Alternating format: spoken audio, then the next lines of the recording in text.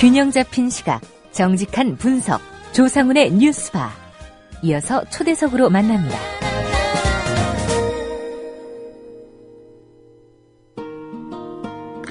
네, 새정치민주연합 김한길 안철수 공동대표의 윤장현 광주시장 후보 전략공천. 이 논란을 두고 일부 언론이 미스터리다 이런 표현까지 있습니다. 현직인 강훈태 시장과 거물급 재선 정치인 이용섭 의원을 왜 그렇게 무리해서까지 밀어냈는지, 또 광주 지역 반발 여론은 전혀 예상을 못했던 것인지 이런 의문이 꼬리를 물고 있습니다. 또 한 가지 의문은 새정치연합 광주 지역 국회의원들의 입장입니다. 광주를 지역 기반으로 하는 의원 5명이 이미 지난달에 윤장현 후보 지지를 공개 선언했기 때문입니다. 윤장현 후보가 아무리 안철수 공동대표의 측근이라지만 함께 정치를 해온 세월로 보나 또 그간의 정치적 궤적으로 보나 이 강훈태, 이용섭 두 사람을 외면하기가 어려웠을 텐데 왜 그랬던 것일까, 이런 의문들이 잇따르고 있습니다.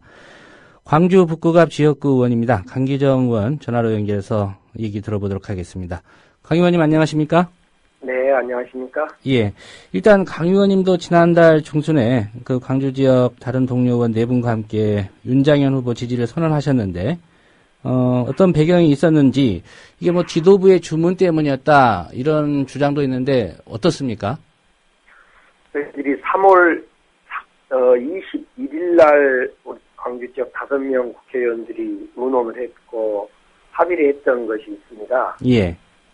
그리고 3월 22일경에 그런 입장을 밝히려다가 더 깊게 논의하자. 그래서 이제 그 이후에 한 달 후에 이제 입장을 밝히게 됐는데요.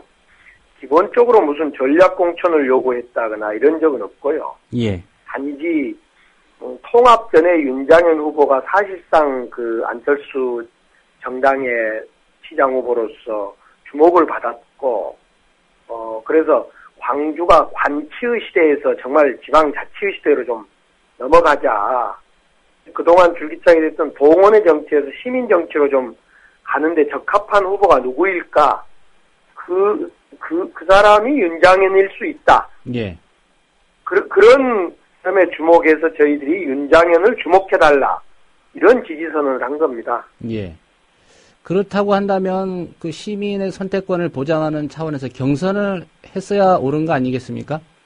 당연히 저희들은 경선을 거부했거나 전략공천을 요구하겠다 하지 않았고요. 예. 단지 한때는 가장 그 새정치의 대명사가 되어 있던 윤장현을 지지해달라, 주목해달라, 이런 뉘앙스라고 보는 맞고요. 예. 우리 5명은 의논할 때, 전략공천 얘기에 대해서는 없었고, 단지 윤장현 후보 입을 통해서 시민정치로 가는데, 좀 목소리가 나왔으면 좋겠다. 당시에는 강훈태 시장 후보, 그 다음에 이용섭 후보 두 사람의 목소리만 들려서, 예. 이 광주에 맞냐, 색깔이, 이런 생각을 하게 됐던 거였죠. 예. 그렇다고 한다면 현재 시점에서는 이제 당 지도부가 윤장현 후보를 전략 공천했습니다. 이 결정은 옳았다고 보십니까? 이 부분에 대해서는 옳았다 틀렸다가 문제가 아니라 당의 결정을 수용하냐 하지 않냐 이런 문제인 것 같습니다. 예. 그런데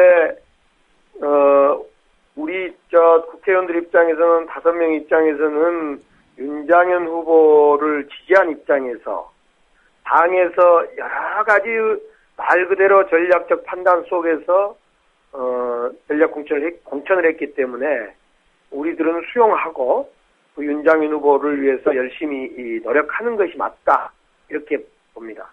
예. 그 윤장현 후보가 엊그제 기자회견을 가졌는데 그때는 광주의 지역 기반을 둔 그 국회의원들이 배석이 없었습니다.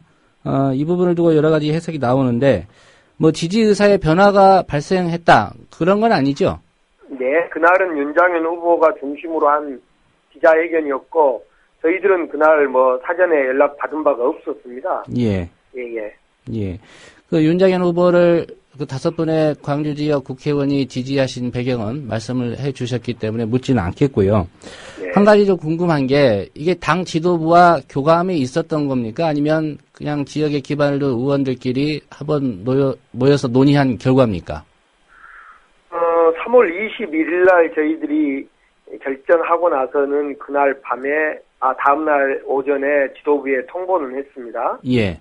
그리고 이제 그 이후로 4월 달에 저희들이 5명이 윤장현 후보 지지선을 한 후에 다음날 지도부가 양 대표가 저뿐만 아니라 광주 의원들을 만나서 그 배경도 묻고 또 저에게도 공천을 어떻게 하면 좋겠냐 이런 의견을 물었을 때 중앙당이 알아하십시오.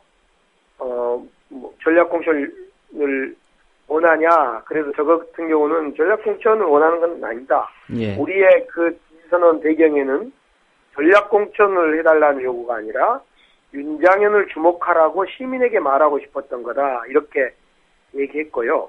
기본적으로 뭐 교감이나 대화가 있었냐라고 물은다면 없었다. 이렇게 답변하겠습니다. 예. 그러니까 순서상으로 따진다면 광주의 5명 국회의원이 먼저 논의를 시작했고, 예. 이걸 나중에 당 지도부가 그런 지역 의원들의 입장이라면이라고 받아준 결과다. 이런 얘기인가요? 아니 광주 지역 5명 국회의원들이 전략공천을 요구하진 않았기 때문에 예. 우리 5명의 국회의원들의 지지선언과 별개로라는 것은 어떻게 판단했건 그와 별도로 지도부가 전략공천의 결단을 내린 것 아니냐 이렇게 보고 있습니다. 예. 강 의원님께서 여러 차례 강조하셨지만 윤장현 후보에 대한 전략공천을 지도부에 요구한 건 아닌데 지도부는 그런 요구와는 달리 전략공천을 했습니다.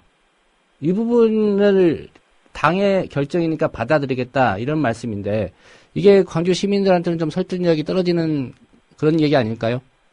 지금 이제 광주 시민들은 절차적으로도 공정한 어떤 룰을 가지고 경선을 하기를 바라는 거였겠죠. 저 역시 그런 경선을 통해서 됐으면 하는 아쉬움은 분명히 있습니다. 예. 그러나 또 하나를 생각해야 할 것은 광주 시민들은 어떤 후보를 원하는지 또 어떤 광주 공동체가 만들어지기를 원하는지 이 점에 대해서 역시 한번 또 생각해야 할 점이 있다 이렇게 생각합니다. 예. 기본적으로 광주가 지금 저는 이제 최근 역사에서 3번째 고립의 상황을 맞고 있다고 봅니다. 80년 5.18 고립이 한 번 있었고요. 그것을 고립했고 90년대 3당 합당으로 인해서 정치적 고립이 생기고 다시 박근혜 정부와 이명박 정부의 정권 교체 실패로 인해서 호남이 말 그대로 통째로 정치적 경제적 고립을 맞고 있는데 이런 고립의 호남 또 광주를 어떻게 구해내고 탈출할 건가 문제에서 더 이상 동원 정치라든가 관료 출신의 리더로 광주의 이 위기를 극복할 수 없다.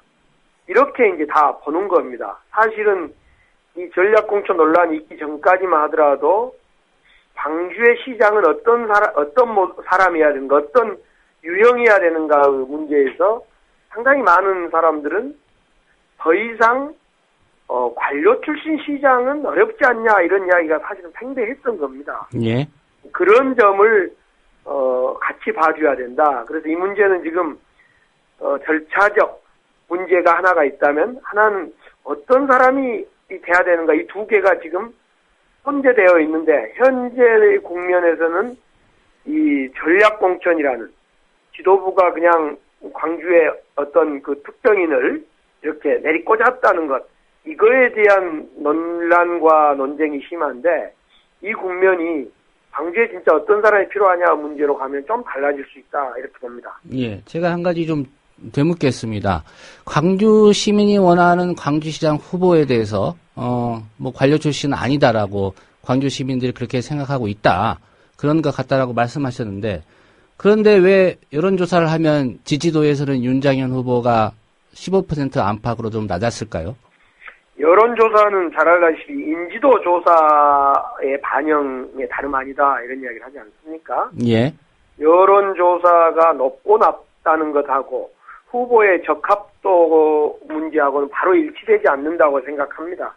광주 시민들은 윤장현이라는 후보에 대해서 잘 알지 못하고 알지 못하기 때문에 당연히 적합도 여부에 대해서는 잘 판명이 안 된 것이 사실인 것 같습니다. 그러나 광주가 관치나 동원의 정치가 아닌 협치와 자치의 공동체로 가야 된다는 이런 대원칙은 공감하지 않을까.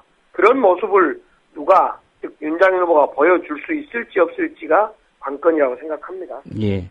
아마도 유권자들은 또 이렇게 지적할 것 같습니다. 결국은 새정치민주연합의 광주시장 후보를 시민들이 또 당원들이 결정한 게 아니라 지역에 기반을 둔 국회의원 5명과 안철수, 김한길 공동대표 이렇게 7명이 정한 거 아니냐 이런 지적할 수 있을 것 같은데 어떤 입장이십니까? 네, 그런 지적은 있을 수 있다고 보고요.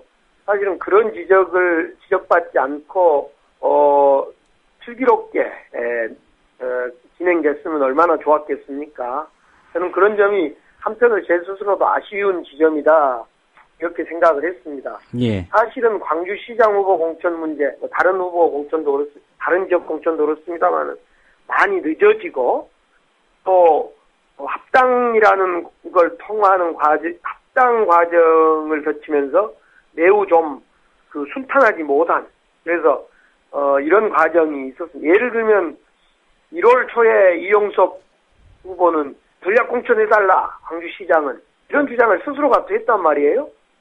그래서 이런저런 걸 종합해 볼 때 분명히 순탄하고 이렇게 자연스럽지 못한 건 사실이나 예. 그렇다고 하여 지금 광주를 어떻게 만들 건가의 광주 공동체를 어떻게 만들 건가를 버릴 수는 없는 것이 저나 우리 의원들의 입장이다 이런 말씀드리겠습니다. 예. 강기정 의원께서는 강원태 현 시장이나 이용섭 의원과는 개인적으로 친분 관계가 어느 정도 되시나요? 함께 광주시정을 논의하고 국제 의정을 함께 했다는 정도였습니다. 예. 네. 어제 이용섭 의원이 저희 뉴스바와 인터뷰를 했는데 지금 상황에 대해서 당 지도부로부터 또 동료 의원들로부터 특별한 얘기를 들은 바가 없다 이런 입장이었거든요. 강기정 의원님은 이용섭 의원이나 강원태 시장과 최근에 말씀을 나눠본 적이 있습니까? 가장 최근에는 앞서 말씀드린 3월 22일 날 우리 5명 의원들이 함께 강원태 시장도 별도로 만나고 이용섭 후보도 별도로 만나서 사실적으로 두 분을 각각 지지할 수 없다. 예. 이런 얘기를 전했고요. 그리고 그 후에 이제 개인적으로 이용섭 의원한테 제가 지지할 수 없다, 도와줄 수 없다. 이런 얘기를 최근에 4월 들어서도 개인적으로는 하고 그랬습니다. 예. 광주 시민단체들이 항의 성명을 냈습니다. 물론 당사자들이 반발하는 건 예상됐던 일이긴 합니다만은 이 부분은 어떻게 보고 계십니까? 시민단체들은 자기 고유한 어떤 아이덴티티가 있기 때문에요. 옳지 않는 일이라고 생각되면 본인들이 판단해서 성명을 낼 수 있다고 보여집니다. 그리고 그것이 시민단체의 본래의 고유한 목적이기 때문에요. 예. 그렇기 때문에 시민단체가 내는 것은 나쁘지 않다. 나쁘지 않다가 아니라 그럴 수 있다. 이렇게 인정되고, 단지 일부 시민단체들은 그런 특정 후보 캠프에서 사실상 활동하고 있는 사람들이 주도했다는 점에서 그 순수성은 인정되기 어려운 거 아니냐.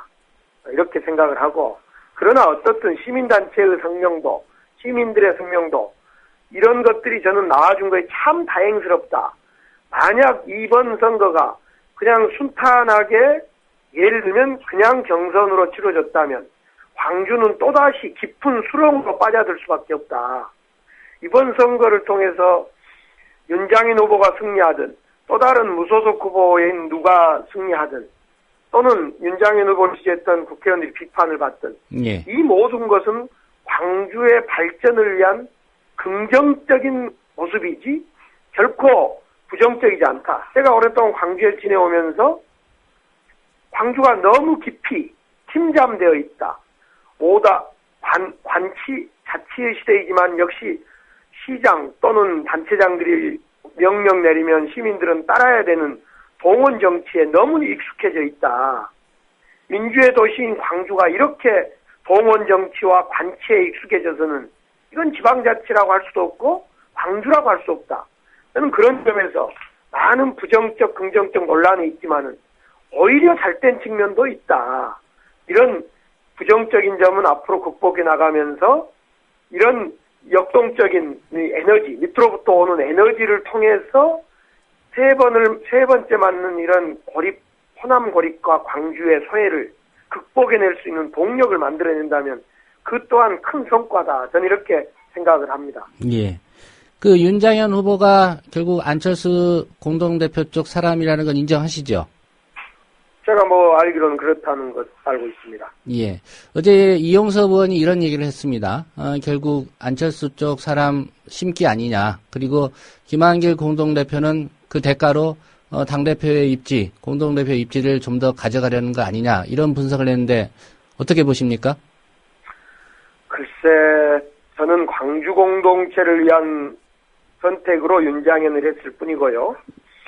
정치개혁이나 새정치의 비전에 대해서는 저는 정확히 안철수 대표나 여기하고는 생각을 달리한 사람입니다. 예. 이번 기초노령연금 처리하는 과정에서도 저는 사실상 안철수 또는 김한길 후보의 그런 방침에 대해서는 전혀 동의하지 않았고 끝끝내 저는 반대했던 적이 있습니다만 그런 점에서 지금 윤장현 후보를 지지했던 광주 의원 또 저의 생각과 안철수의 어떤 그 측근 또는 그 계보인 윤장현을 지지하는 것은 전혀 구별돼야 된다고 보여지고 예. 단지 이제 그 정치공학적으로 윤장현 후보가 안철수의 어떤 가까운 사람이기 때문에 우리가 지지할 수도 있지 않냐라는 그 전제는 저는 모르겠어요. 다른 분들에게는 모르는데 저에게는